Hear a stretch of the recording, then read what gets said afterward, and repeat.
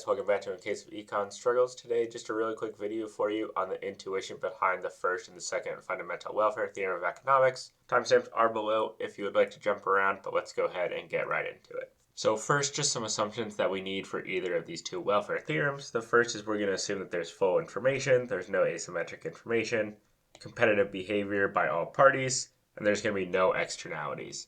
And when we make these three assumptions, what we're going to get that any Pareto achievable point on an Edgeworth box is achievable with at least one set of prices. And so now let's just jump into the first fundamental welfare theorem using an Edgeworth box. I've talked about how to draw an Edgeworth box and how to add prices to an Edgeworth box in previous videos. I'll also put a link to that video in the description below. If you haven't seen that video, it might be a little tough to follow, so feel free to go check that out.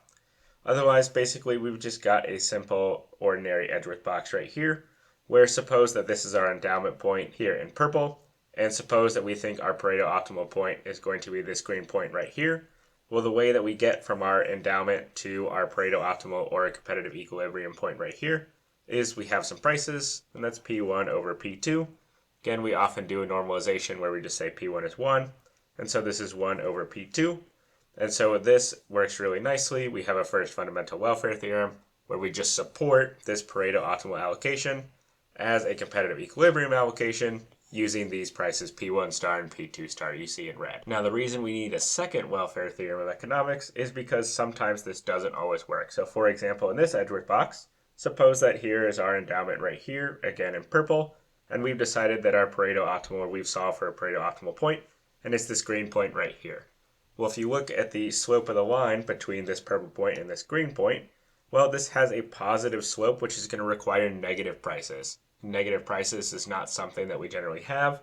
So how can we use this idea of a second welfare theorem to support this green Pareto optimal point from a starting point right here with positive or non-negative prices? And the way we do that is we use what's called a transfer or a non-distortionary tax. And so what we're going to do is we're going to say, okay, we're going to start at this endowment point.